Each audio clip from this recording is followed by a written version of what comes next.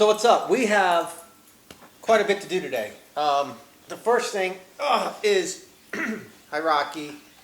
Everybody, this is Rocky. Rocky the Pitbull. We have to eat. Everybody, that's Manny. We gotta eat breakfast. But breakfast is actually gonna be lunch because it's lunchtime. So we have to eat breakfast. We have to work on our equipment today. We got some lawnmowers and stuff that need to be prepared for the week. And we need to work on our pressure washer. Okay? So here's what we're gonna do. You're gonna help me get lunch. You're gonna help me work on my equipment in the garage. And you're gonna help me work on my pressure washer. We're probably gonna swap out the pull cord today. This dog was licking the couch. He loves me. So that's what we got. We got a lot going on today. You guys ready to rock? Oh, I'm a little sore from yesterday's run. Man, and you know what? And I didn't eat dinner last night. I had that drink. If you guys go back and watch my run video, 3 mile run, and then that drink that I had. Oh, Rocky, your breath is horrid. Is that from that? Is that from the pig hooves? Oh, that's terrible. It's straight up horrible. So we did the run yesterday, and we had a drink of that whatever it was, that smoothie thing. Oh my God, that was just absolutely putrid. I tried, I really did. So go back and watch that for my natural reaction and the brand, so you guys don't make the same mistakes. But yeah, we got a lot to do today. And then I also want to answer a buddy of mine gave me a call yesterday. Johnny, I don't know what to say about your blades other than you and I cut the same yards right next door to each other. Most of my yards are 2 3/4 to 3 inch.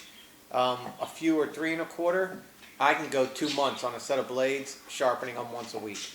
You know, I can sharpen them 6, 7, 8 times. I would definitely say the only difference between your blades and my blades, the only thing that's different is yours are high lift or mine are just a factory lift. High lift blades will draw more sand. They will beat your deck up. What I saw on your video is not from sharpening. That's definitely the sand, and that's definitely the high lift situation going on there. Your machines are commercial. Your decks, the decks on both of your Vantages should be fine. You should be able to get away with gator blades. If not those, and just your regular lift blades. So I'd give that a shot, and you'll get a month out of those blades easily, easily. So, anyways, so that's that. So that's what we're gonna go do. So I wanted to talk to you real quick about that, Johnny. But and then anybody else that might have any questions on what my thoughts on it might be. I appreciate you giving me a call, Johnny, and asking me to look at that video. So I am gonna go eat. So Rocky, you need to go. Now you might be asking, what does Dan eat for lunch or / breakfast? I'll tell you. Better yet, I'll show you.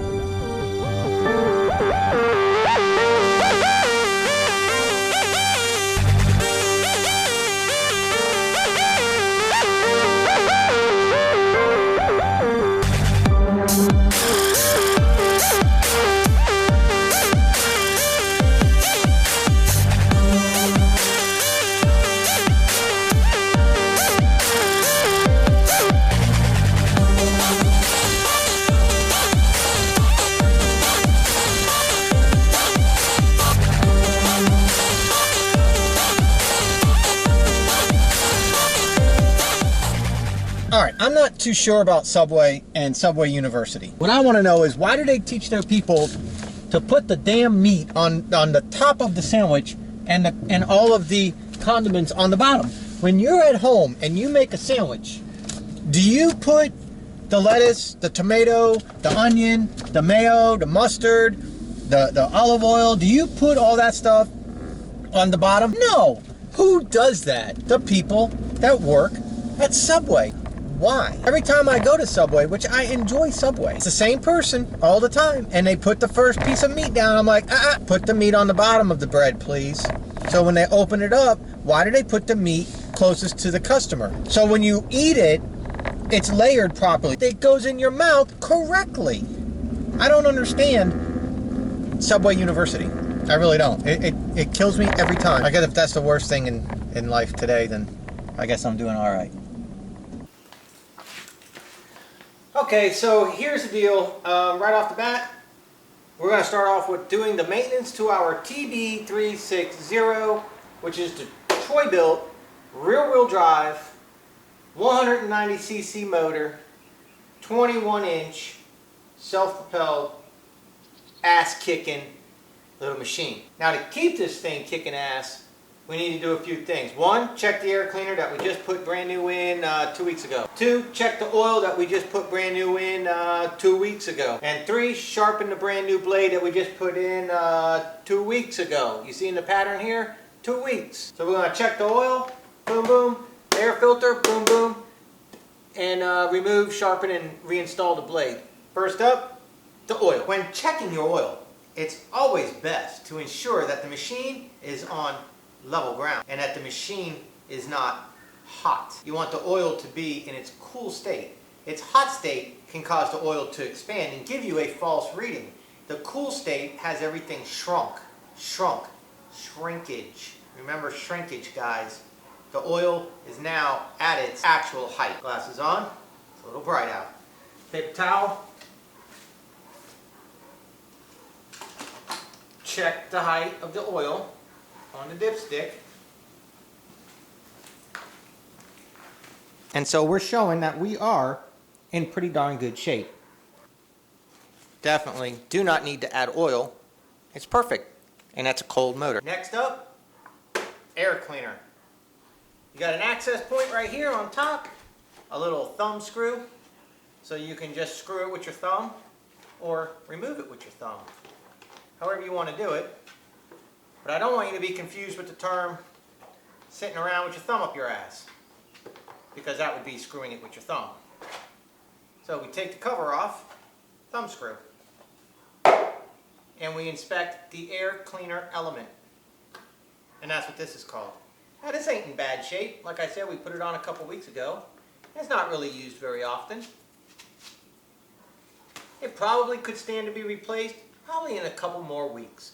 So we're gonna definitely order another one of these just to make sure. But for right now, it's not all full of grass and debris, and I know that the air can get to the motor adequately. Wipe it off. Reinstall. Place the cover back on and screw it with your thumb. You got your oil side and you got your carburetor side. If you notice, all these small engines, I have never come across a small engine that the oil dipstick is ever on the same side of the motor as the carburetor, which is where your air cleaner is. With that said, you should always tilt your mower with the dipstick down, air cleaner or carburetor up. This ensures that the fuel doesn't go into the carburetor and the bowl doesn't turn and the butterfly doesn't turn to an awkward position and allow fuel like this to then flood your carburetor and start pissing fuel all over the place. That is bad. You also don't want the oil to be going into the cylinder and through the valves and out your carburetor and muddying up your carburetor. You don't want that to happen either. So always carburetor up, dipstick down when you want to access the bottom of your machine. Or you can do it front wheels up, handle down. Whatever works best for you. Never go carburetor down. That's going to cause you problems. So using any device you want, you see I have a jack stand where the handle is. That's holding the machine up. So now we can access our blade. Now remember, 2 weeks ago I replaced this blade and this blade adapter and the belt because it was not lined up properly. And the blade adapter was stripped. So as you can see in the picture, everything's looking really good now. The blade's lined up nice with the adapter. There's nothing all messed up on it. Blade's in good shape. Adapter's in good shape. So that was a necessary thing that we did. So let's get back to work. Always recommend that you guys don't do as I do, you do as I say, okay? I am going to hold this blade incorrectly without a glove. You really should wear gloves when you're handling blades, especially once they're sharpened. The correct thing to do is wear gloves, wear safety glasses. Do not forget, disconnect your spark plug before you handle your blade. Let's just say that handle, the red handle down there that you squeeze down to make ignition before you pull it. Let's say in this laid down position that cable got caught up on your jack or whatever you have holding the machine. Now, that's like holding the red handle. Now let's just say you go like this and you move this to get this to where you can hold it better, and it turns to compression stroke. It could be just enough to make the machine fire and start. Because turning this is turning the motor. Turning the motor is just like pulling the pull cord. If you turn this and it wants to fire, and your hand's there, even if it just hiccups, it could come around and hit your hand with that blade. So always disconnect your spark plug prior to messing around underneath your deck. Okay, there we go. Not too bad. I never over tighten my stuff, I just tighten. Some of these nicks, pretty rough. That's from hanging your mower into like rock beds and stuff like that. That's a little rough right there.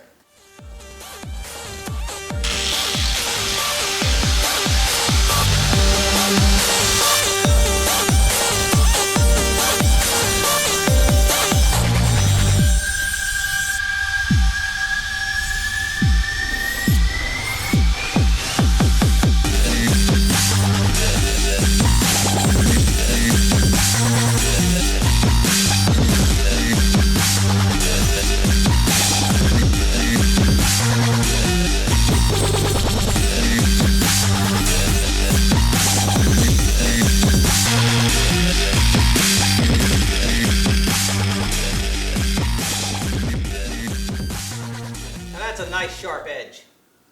And what I did on the bottom here is I just very lightly got some of the burrs off because there were some burrs on there. But I'm going to go ahead and hang this real quick and check balance. That's a quick way to sharpen the blade, just using your hand grinder. A lot of people use a bench grinder too. I really don't care how it's done as long as it's done. So let's get it back together.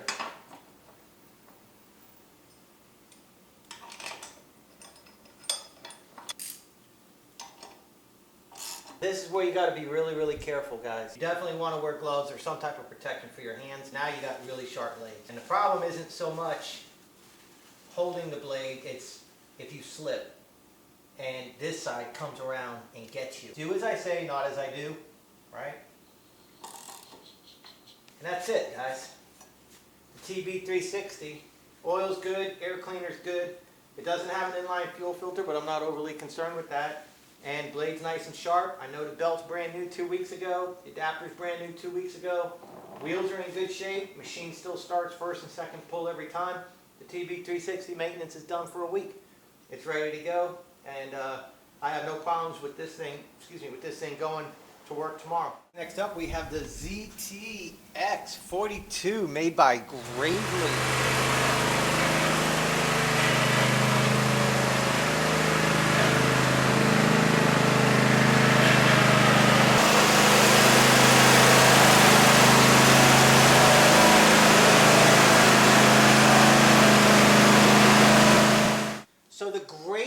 ZTX42 comes with a Kohler 24 horsepower motor.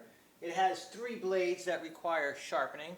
There is a deck belt down there, a single deck belt that has an automatic tensioner. So we do have to inspect the tensioner to ensure that the spring is not cracked or excessively, what's the word I'm looking for?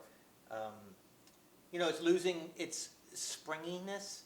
So we want to make sure that the belt is staying tight enough. We need to sharpen our blades. We need to check our air pressures. We need to grease our front caster wheels. And we need to check the oil. We need to check the air cleaner, the air filter element on the Kohler motor. So those are the things that we need to do. Okay, so real simple. The air cleaner is located right underneath this cover that says Kohler 7000 series, 24 horsepower. It's a 725 cc 4-stroke motor. This thing has plenty of power. Here is the air filter element and the pre-cleaner. Definitely want to be careful what you do here. So here's the pre-cleaner. So you take this, if you know you're not going to be using your machine for a little while, you could take this, rinse this out with some nice hose water, get it nice and clean, and then here is the air filter element itself. Very good shape. This one's brand new, replaced 2 weeks ago, and I got a spare up there. So we're good on our air cleaner element. So what I'm going to do, I'm going to put this back in place, but I'm going to rinse this off and I'm going to lay this on the seat. I'm going to put the cover back on. I'm going to rinse this off with a hose, but then I'm going to have this on the machine at all times as a reminder. So Tuesday when I go mowing again, tomorrow we're mowing with the little mower, but Tuesday when I go mowing again, I will have this at the ready to put on my air filter.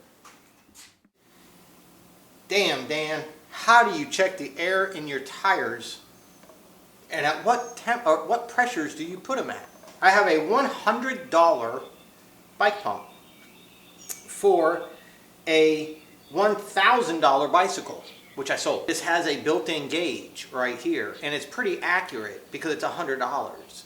Now, if this was $10, I would think that this gauge wasn't accurate, but they priced it at $100, so that must be accurate, or this is extremely overpriced. I'm thinking, I'm hoping, in the story that I'm going to say, quite simply, this is extremely accurate because I paid $100. What I do is my front caster wheels, 10 pounds. That's what I put them at, 10 PSI. My rear main drive wheels, 20 PSI. Now I know, before you say it, I know. But Dan, the front caster wheels should be at like 50 or 60. No wait, I put the front caster wheels at 40, my bad, 40. And the back caster wheels at 20. And you're gonna say, oh, they're supposed to be at 50 and 16. Or 50 and 8, not to exceed 6. And I'm gonna get all types of stuff, and I get it, I understand it. But I don't care, because when you start getting below 10 PSI, it's very, very difficult to know what you're actually putting in, because we're not spending enough money on our equipment, on our little devices to check your air pressures accurately. So 6 pounds, 7 pounds, 8 pounds, 9 pounds, 10 pounds, it's probably all 5 pounds. And until you start to get to about 20 PSI, the little needle and the pressure and all the calibrations that we never get calibrated, and as soon as you go like this, oops, it just threw it all out. That has to do with everything. So I just go to round numbers, and the reason why I go to round numbers is so I know if I got 40 in this and 40 in that, and I got 20 in this and I got 20 in that, I know that if it's cutting crooked, then I need to make a linkage adjustment on my deck. That's the only reason why.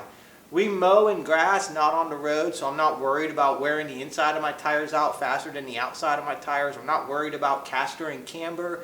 I'm not worried about any of this stuff and all the hype and crap that people get so bent around the axle with. It just doesn't matter.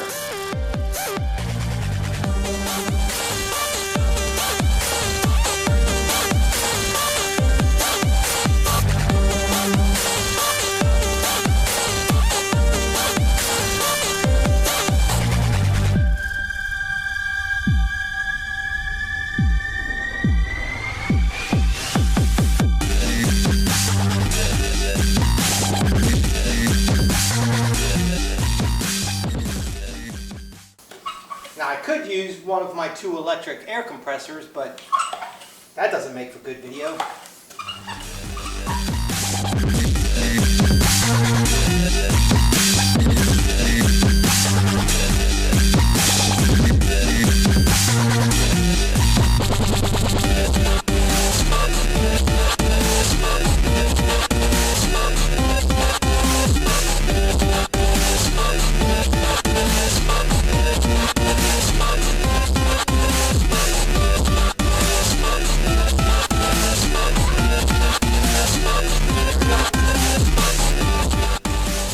Next up, take these blades off, put a fresh set, start blades on.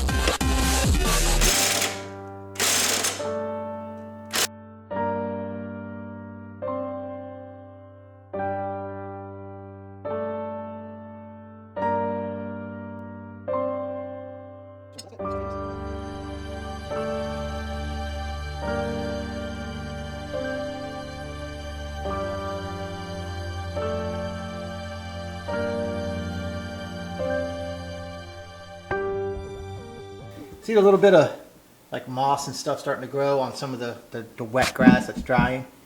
But you see how open it is back there? See how wide open? See how there's nothing clogging up that opening? That's what makes this deck such a badass deck. I mean, this deck just blows the clippings out, blows the leaves out, and I don't ever scrape this. I never scrape the bottom of this deck, and look at how little the buildup is, and that's with doing wet yards.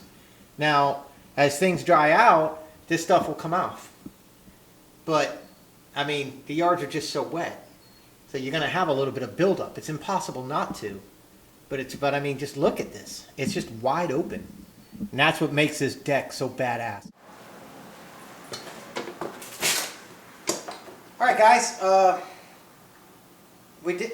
What are you looking at? We did the air pressure. We did the blades. We did the air cleaner. We got to check the oil, but I don't want to check the oil until the engine's cold and everything settles back down because I had it tilted up. So we need to grease the front caster wheels, and before I sat down, if you lift the seat all the way up, you have access to all the pulleys underneath and the belt. And so I checked the belt, pulleys, everything looks good. So really, we just got to check the engine oil and got to grease the front caster wheels. I'm probably going to take a look at my handheld blower. Remember, the handheld blower wasn't working good this week, so I'm going to take a look at that and see what's going on there. Might need to dump some gasoline in the carburetor or something, clean it out. Might have some water or some dirt in there or something. Not able to get through, I don't know.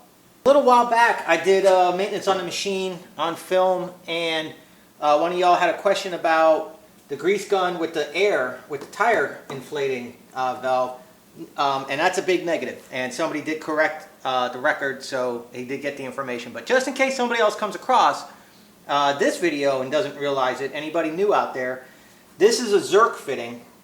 This is not to be confused with your air valve fitting that's down here for, you know, your Schrader valve for a bicycle pump or whatever to put air in your tire. This fitting is for greasing the inside sleeves here and the needle bearings that are inside this front caster wheel. So that takes this. Okay, I'm not putting this on the Schrader valve that puts air in the tire. Okay, and even this 4, 5, 6, 7, 8, 9, 10. That's it. Just enough to put some grease on it, and that grease will just work around. That's all I'm trying to do. All right, so that's a Zerk fitting right there, and that's your Schrader valve for your bicycle pump, air valve, you know, whatever, however you know, whatever. Okay, so that's the deal there. One last thing to do: check the oil. Now that everything's settled down, clean it up real nice.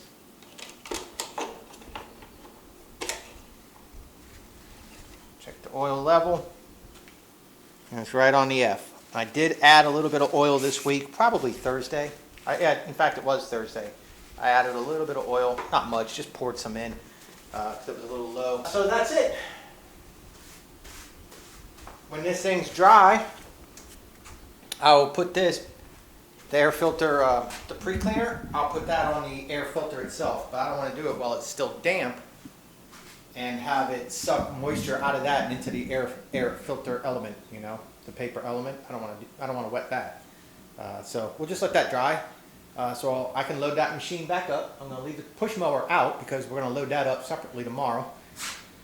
And I'm just going to take a look at this handheld blower real quick, see what's going on there. And that's going to be about it.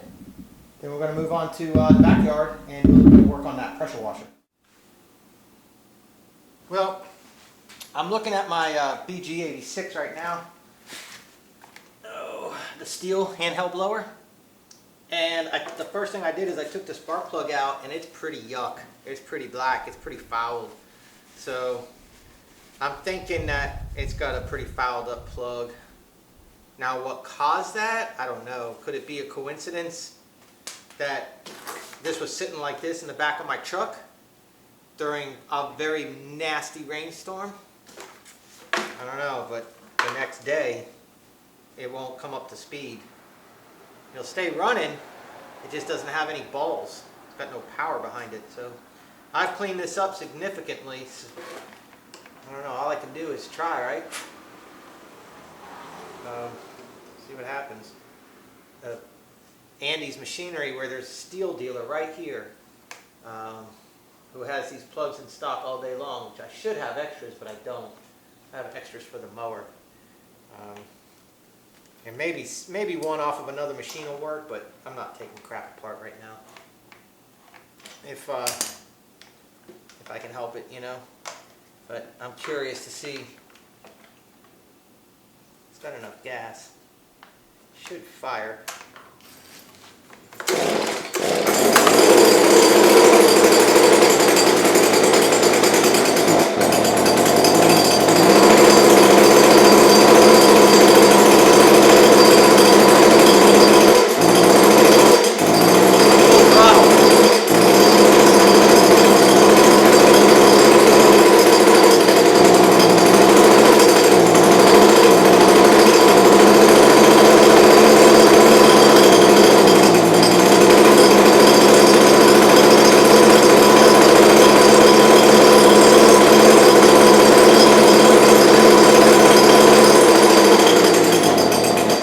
Okay, I'll tell you what I'm doing in just a second. I'm diagnosing.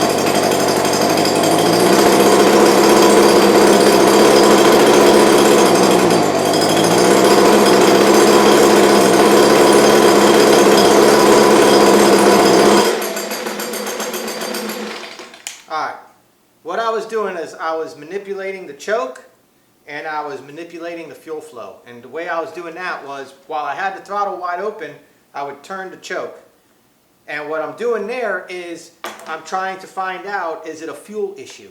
If the carburetor's clogged up and it's not getting fuel, when you choke it, it should come to life. It might not be right, but it should make a difference. There should be a significant difference in RPMs. Might not be the right amount of RPMs, but if it wasn't getting fuel and it was getting way too much air because it's not getting fuel, then when you choke the air and it equals out, it should come up to some form of RPM. Like when I would run regular ethanol gas and I would have to run half choke on my Husqvarna weed eater. So you can't do that with a steel, because as soon as you touch the throttle, it turns the choke off. With my Husqvarna, you could do that. So if I ran regular old pump gas, 2-cycle mix with regular pump gas through my Husqvarna, it'd run like shit. Because the gas, it wasn't getting good gas. It was getting that 15 whatever percent ethanol shit. And Husqvarna was like, no, F that, don't want that. So I'd have to half choke it, cut half the air off, because it's only getting like half the gas, in a way, half of the combustible gas. So what I was doing there was I was choking the air off to see if it's getting less gas or bad gas. Neither one of those two things happened. Is happening because it didn't make a difference in air. The other thing I did is I was forcing gas down the carburetor to make sure that there were no clogged ports. I was doing that with the primer ball, again at full throttle. So while you're doing that, if you prime it up, if it like comes to life when you prime it, you got a fuel issue. So I know we don't have a fuel issue, and I know we don't have an air issue. So our issue is going to be either extremely bad gas, like water in the tank, and no matter what you do, it's just not going to do anything, or a bad spark plug. I think it's a bad spark plug, but just to be sure, I'm going to go ahead and top this off with some clean gas and let that mix for a little bit and see if the machine comes to life.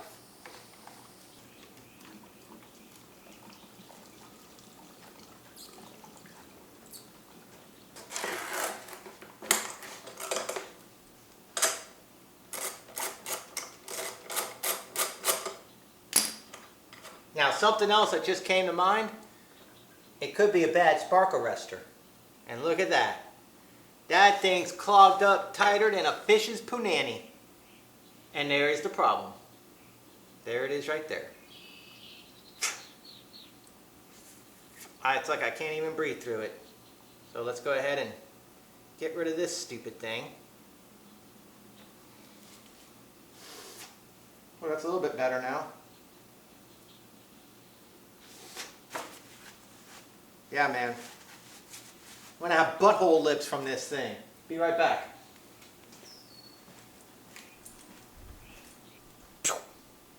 I cut that bitch off. That's the spark arrestor. Those things give a lot of problems. I'm surprised I didn't think about that earlier. Them spark arresters give a lot of problems.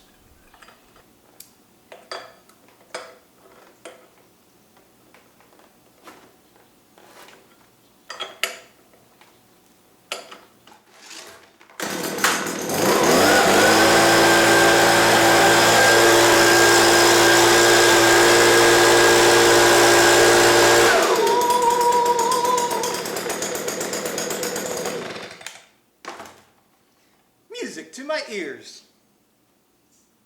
Spark arrestor. The exhaust pipe, when it was sitting up like this, and all the carbon got wet, and then just kind of molded together. There we go. Hey, that's a quick and easy fix, huh? I like it like that. All right, guys, it is 9 o'clock at night, Sunday night, and I'm finishing up today's vlog for Sunday. Watch out, Rocky. So, what we did not do, we did not work on the pressure washer today, but that's okay. But what we did do is we did the maintenance on the TB 360 BILT, the little mower. We did the maintenance on the zero turn, and then we threw in maintenance on the BG86 steel, you know, the handheld blower. So we got that working good now.